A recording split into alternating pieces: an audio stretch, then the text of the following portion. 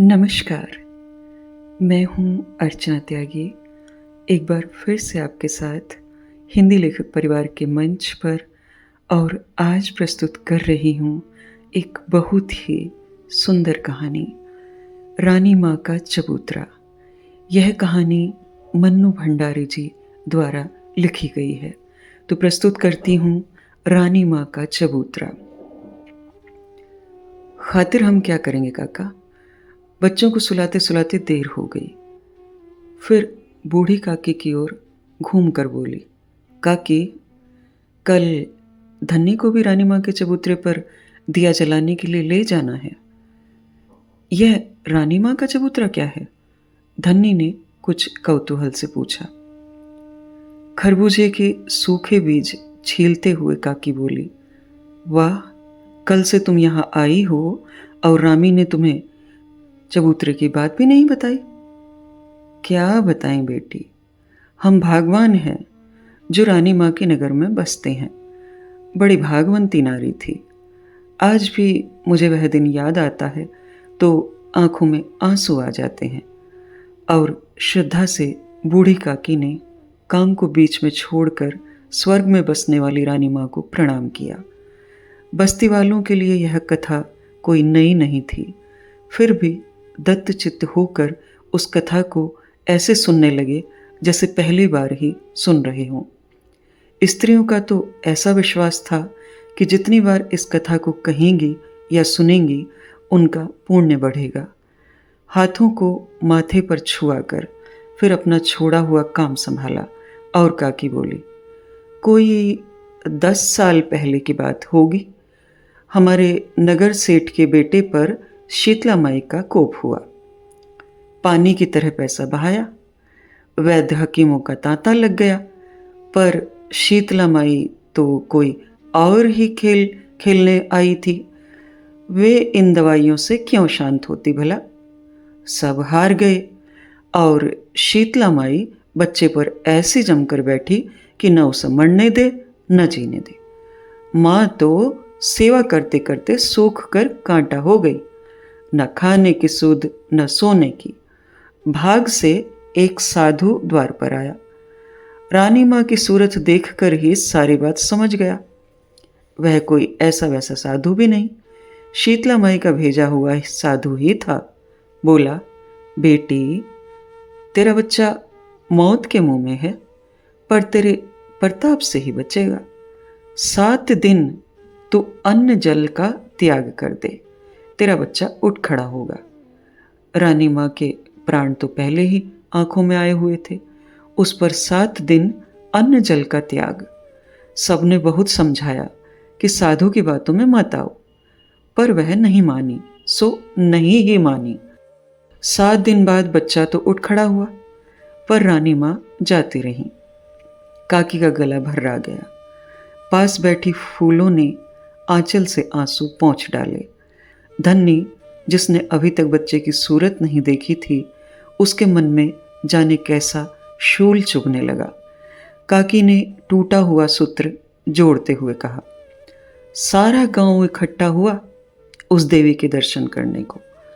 अर्थी ऐसे उठी कि राजा महाराजाओं की भी क्या उठेगी। नगर सेठ ने बहु बीच में ही बात काटकर फूलो बोली, केसर के छींटे की बात तो कही ही नहीं। फिर उसने कुछ इस भाव से धन्नी को देखा मानो कह रही हो, इस घटना की राई रत्ती बात केवल काकी ही नहीं, वह भी जानती है। हाँ बेटी, जब उसकी अर्थी उठी तो आसमान से केसर की बूंदें बरसी थी। और तमाशा देखो, इतनी भीड़ में से क्या मजाल जो एक छींटा भी दूसरे पर पड़ जाए। बस खाली अर्थी पर ही पड़ रहे थे चींटे। फिर सेठ जी ने अपने बगीचे में रानी माँ की याद में एक चबूतरा बनवाया। हर पूरनमासी को नगर की औरतें वहां दिया जलाने जाती हैं, अपने बच्चों के लिए मनौती मानती हैं। रामी ने जरा काकी की ओर झुककर फुसफुसाते स्वर में कहा, धन्नी को भी इसलिए बुलाया है काकी कि कल इससे दिया जलवा दूं। ब्याह को 4 साल होने आए, अभी तक कोक नहीं फली। 1-2 साल और बीत गया तो वह किसी और को घर में डाल लेगा। ज़रूर दिया जलवा, भगवान करेगा तो साल बीतते न बीतते गोद में बाल गोपाल खेलने लगेगा। रानी माँ का आशीर्वाद कभी अकारथ नहीं जाने का। धन्नी लजा गई। साथ उसने यह भी महसूस किया कि यहाँ आकर उसने अच्छा ही किया। काकी से जरा दूर बैठा गोपाल, जो बस्ती का सबसे मस्खरा जवान था, बोल उठा, काकी, मैं तो तुम्हारा और तुम्हारी रानी माँ का कमाल तब मानूं जब तुम गुलाबी को रास्ते पर ला दो। नाम मतलब उस चुड़ैल का मेरे सामने। वह कोई माँ है? कसाइन है, कसाइन। नहीं तो रानी माँ के चबूतरे में तो वह ताकत है कि पत्थर में भी ममता उपज जाए, पर वह तो हेकड़ी वाली ऐसी कि कभी उधर मुंह भी नहीं करती।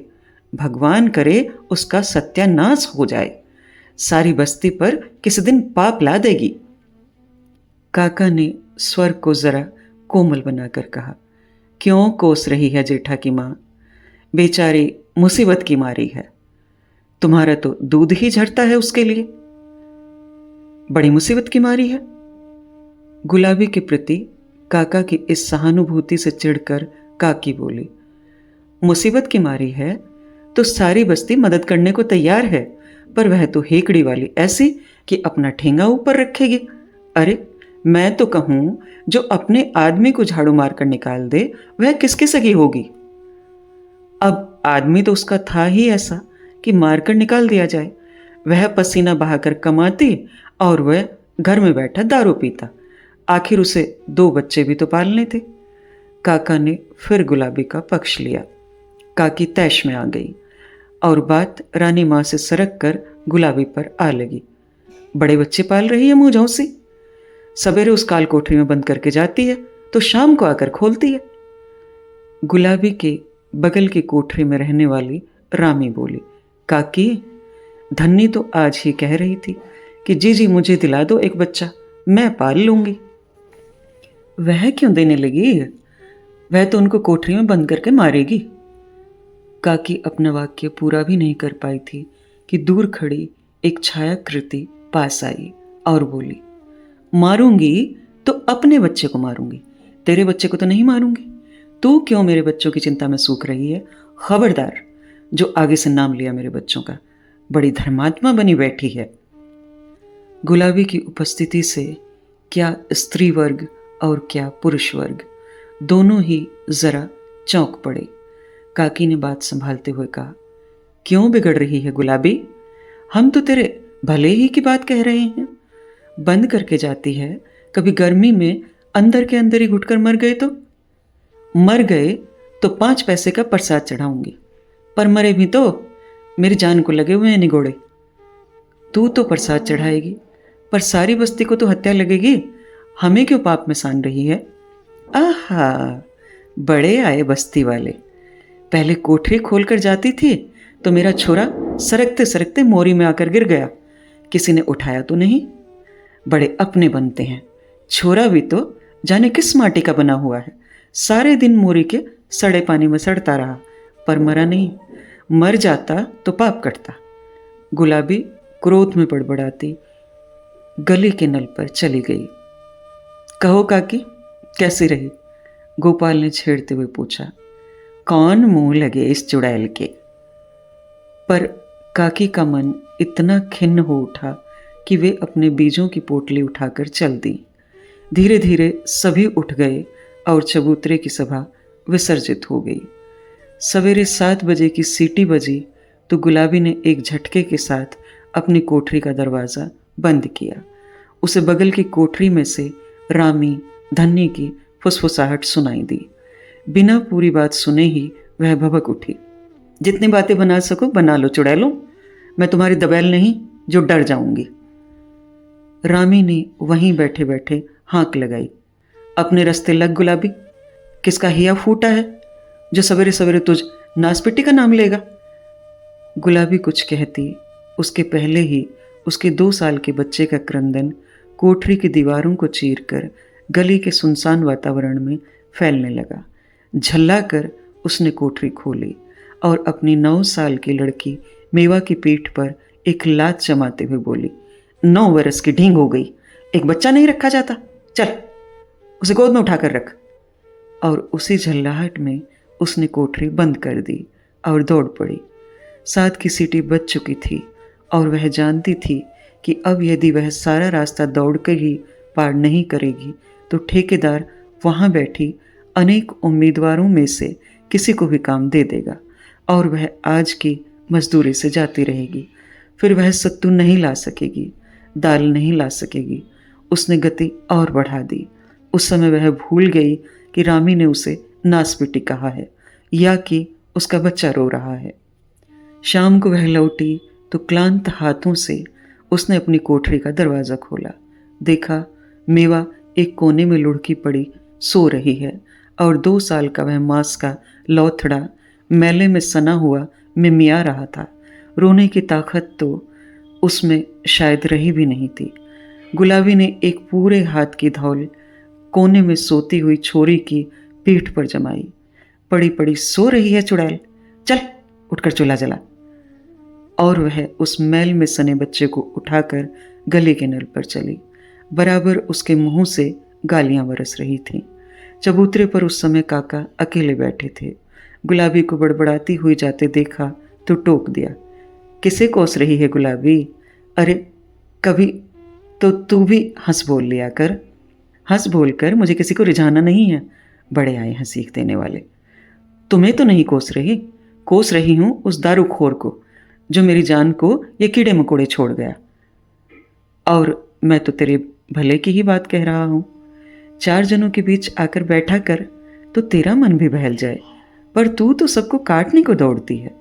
हाँ हाँ, मैं तो कटखनी हूँ, क्यों मेरे मुंह लगते हो?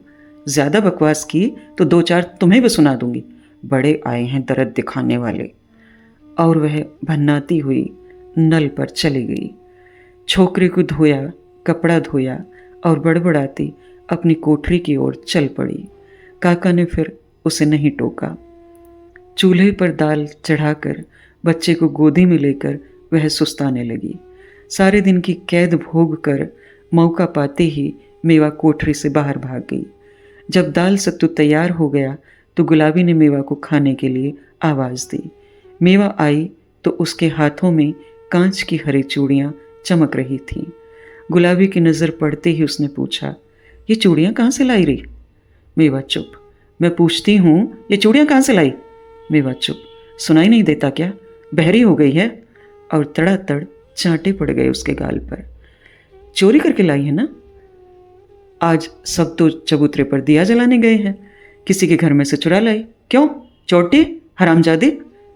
मुंह से गालियां और हाथों से चांटे पड़ने लगे।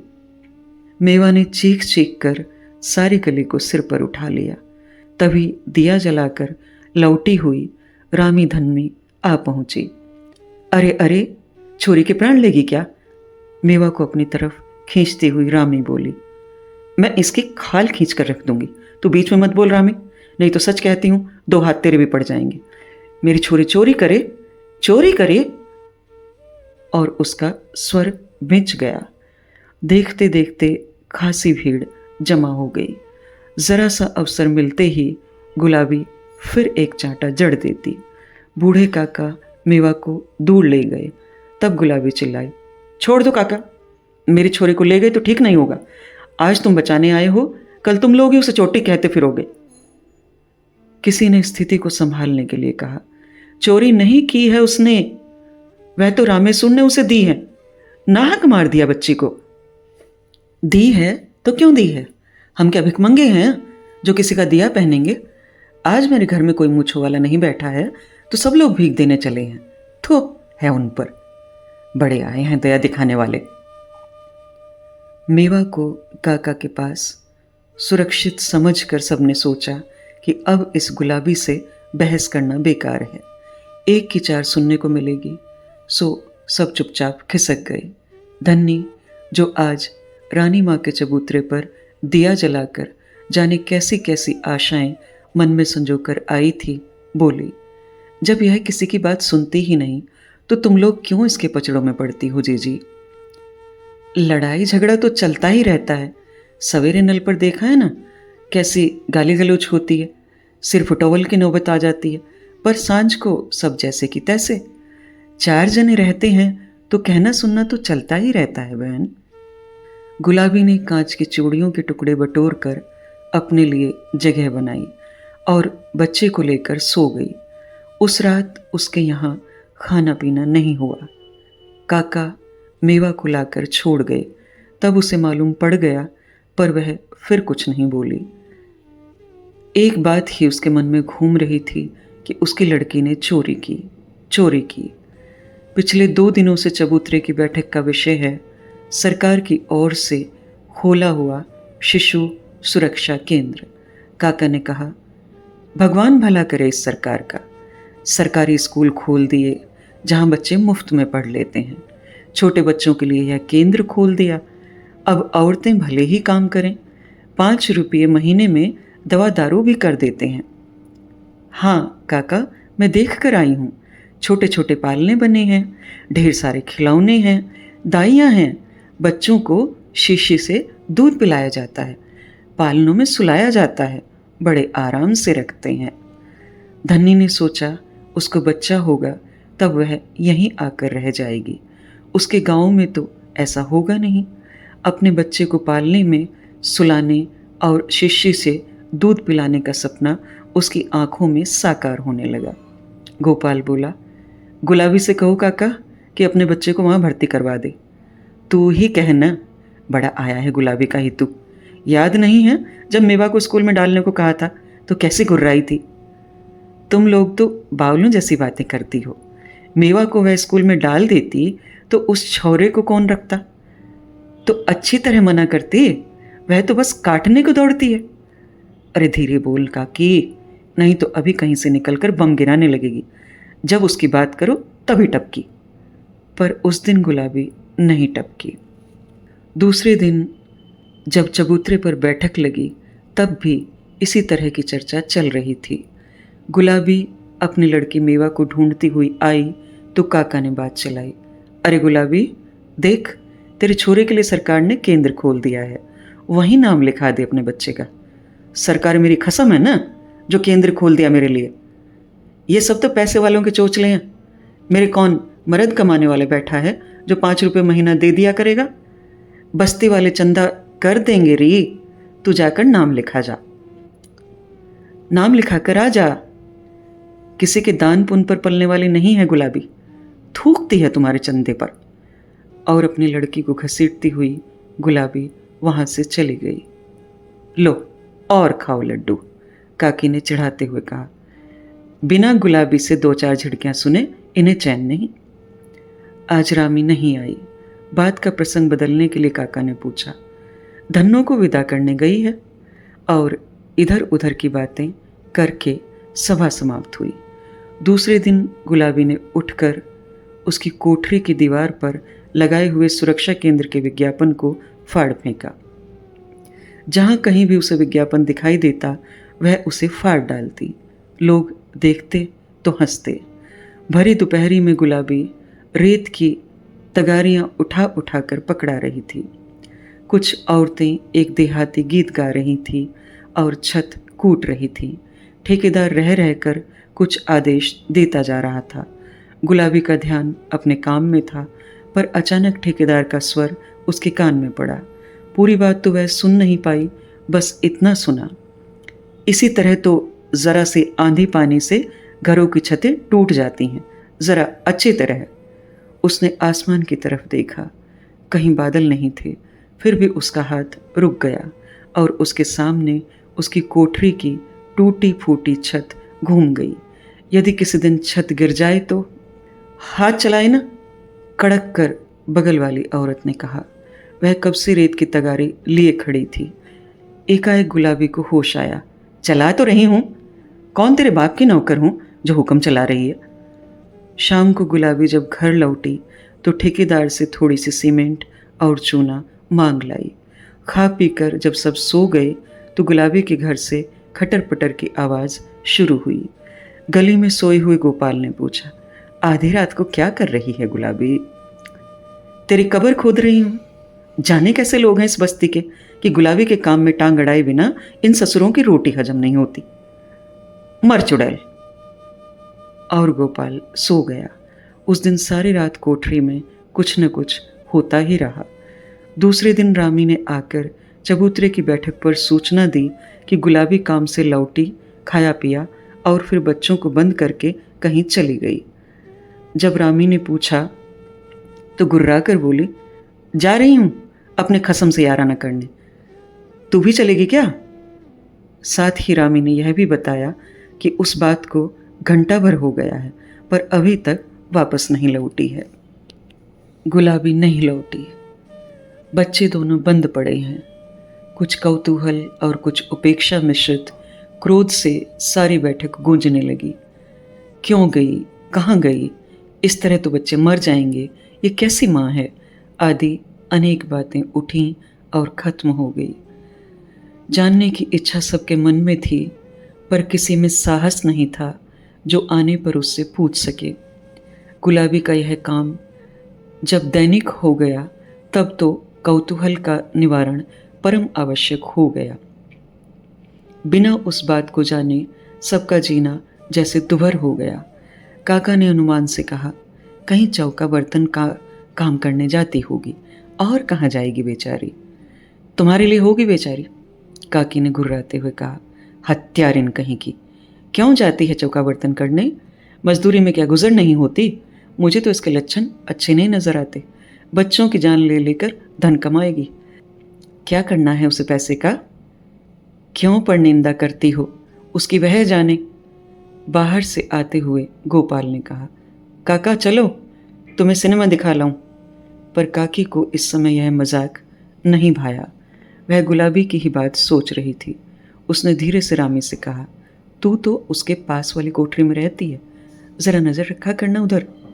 10-12 दिन हो गए और यह पता नहीं लगा कि आखिर वह चुड़ैल बच्चों को बंद करके कहाँ जाती है। कोशिश तो करती हूँ काकी, पर पता नहीं लगता। एक दिन तो मन हुआ कि पीछे पीछे जाऊं, पर उस महोसी का क्या भरोसा, पलट कर हाथ ही चला दे। 15 दिन और बीत गए पर कोई नहीं जान सका कि गुलाबी कहाँ जाती है। कुछ तो रहस्य का उद्घाटन न होने के कारण और कुछ बच्चों की यातना देखकर सबका आक्रोश बढ़ता जा रहा था, पर गुलाबी से पूछने का साहस किसी को नहीं होता। उस दिन भी बैठक में यही बातें हो रही थीं कि रामी ने आते ही खुशखबरी सुनाई।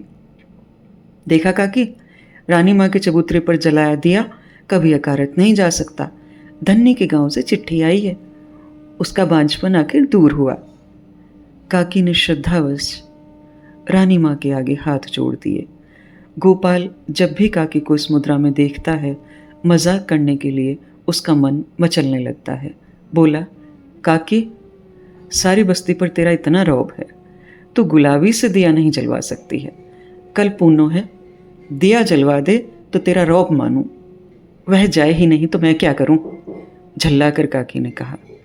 तू कहे तो मैं कंधे पर उठाकर ले जाऊं? हंसते हुए गोपाल ने कहा। जाने कब से गुलाबी वहां खड़ी थी। यह बात सुनी तो आग बरसाने लगी। आया है बड़ा गुलाबों को ले जाने वाला, हाथ तो लगा कर देख। असल मर्द का बच्चा हो तो आ जाना कल। फिर औरतों को लक्ष्य करके बोली, तुम ही माँ बन बन कर लाड लड़ाओ अपने बच्चों के और दिया जलाओ चबूतरे पर। मैं तो कसाईन हूँ, हत्यारिन हूँ। जब ये नास पीटा मर जाएंगे तो उस दिन इकट्ठा ही दिया जलाऊंगी। बड़ी सब गुलाबी की चिंता कर करके मरी जा रही हैं चुड़ैल। और वह अंधेरे में ही गायब हो गई। दूसरे दिन जब सब घरों में चबूतरे पर जाने की तैयारियां हो रही थीं, गुलाबी अपनी कोठरी में बैठकर बच्चों के लिए सत्तू घोल रही थी। सत्तू घोलकर उसने मेवा के सामने सरका दिया। मेवा ने पूछा, तू क्या खाएगी? मुझे भूख नहीं है, चुपचाप खा ले। कल भी तो तूने कुछ नहीं खाया था माँ। कह रही हूँ खा ले चुपचाप। सो नहीं होता, जीभ लड़ाई जा रही है बैठी बैठी। तू तो आजकल जरा सी सत्तू लाती है माँ, अपने लिए नहीं लाती। गुलाबी ने तड़ाक से एक चांटा जड़ दिया। सत्तू खाती है कि मार खिलाऊं? दोनों बच्चे जब खाना पीना समाप्त कर चुके तो गुलाबी ने हंडिया से पैसे निकाले। बड़ी सावधानी से उन्हें आंचल में बांधा और जैसे ही मुड़ी तो देखा रामी दरवाजे पर खड़ी उधर ही देख रही है। बिना एक शब्द बोले उसने दरवाज़ा बंद किया और वह चली गई। जब सब औरतें वहाँ इकट्ठी हो गई तो रामी बोली, दैया रे, आज गुलाबी ढेर सारे पैसे आंचल में बांध कर गई है, वापस लौट आए तो समझना। पैसे बांध कर? हाँ हाँ, मैंने अपनी आंखों से देखा है। मुझे तो लगता है चौका बर्तन की आड़ में कोई और ही लीला चल रही है। कौन उस पर नियत बिगाड़ेगा? सूखा छुहारा तो है। मर्दों का कोई भरोसा नहीं, जो न कर गुजरे सो थोड़ा। रामी मुस्कुराई। जब दिया जलाकर औरतें लौटीं तो देखा कि गुलाबी की कोठरी वैसे ही बंद थी। जल्दी जल्दी कपड़े उतारकर चबूतरे पर बैठक हुई। सारी बातें बढ़ा चढ़ाकर बताई गई। रोज़ कब तक लौट आती थी? काका ने पूछा। इस समय तक तो लौट आती थी, रामी ने कहा। आज तो वह नहीं लौटने की, सारी बस्ती का मुंह काला कर गई चुड़ैल। उसके बच्चों को कौन पालेगा अब? चूल्हे में जाएं उसके बच्चे। माँ होकर जब उसे ही दर्द नहीं आया तो हमें क्या पड़ी है? गोपाल ने कहा, चाहे कुछ भी खर्च हो जाए, कल ही जाकर रानी माँ के चबूतरे के पास ही एक गुलाबी का चबूतरा बनवाऊंगा। जब वहाँ दिया जलाने जाओ तो लगे हाथ ही गिन गिन कर 10 जूते इसके चबूतरे पर भी मार आया करना।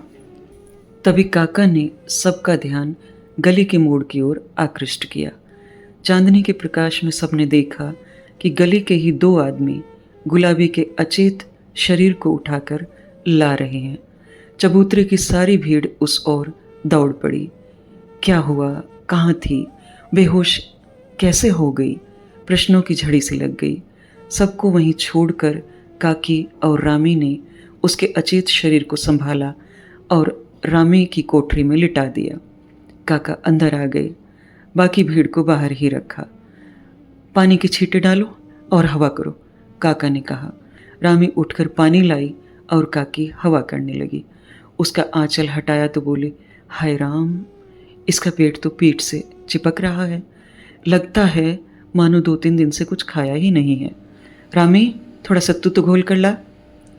देख रही हो, काका ने अपने नज़र गुलाबी के सूखे मुरझाए चेहरे पर टिकाए हुए कहा। 1 महीने में क्या से क्या हो गई है, जैसे बुढ़ापा आ गया हो। 1 महीने से मैंने इसे पास से ही नहीं देखा था, और देखो इसके कपड़े ढीले कर दो, उमस भी तो कितनी है। काकी ने अंगिया के बंद ढीले कर दिए तो अंगिया में से कागज़ की एक पुड़िया सरक कर ज़मीन पर गिर गई। काका ने कहा, देखें क्या है। काकी ने पुड़िया पकड़ा दी। काका ने दिए के धीमे प्रकाश में पुड़िया को खोला तो देखा कांच की 2 छोटी छोटी हरी चूड़ियाँ और शिशु सुरक्षा केंद्र की 5 रुपए की रसीद थी। यह थी प्रसिद्ध लेखिका मन्नू भंडारी जी द्वारा लिखित कहानी रानी माँ का चबूतरा। मेरी आवाज़ में यह कहानी अगर आपको पसंद आई तो लाइक करें, कमेंट करें और अन्य साहित्य प्रेमियों के साथ साझा भी अवश्य करें। ऐसी ही और कहानियाँ सुनते रहने के लिए चैनल को सब्सक्राइब करें। मैं अर्चना त्यागी अब आपसे विदा लेती हूँ। फिर मिलते हैं एक और कहानी के साथ बेहतरीन कहानियों के सफ़र में। धन्यवाद।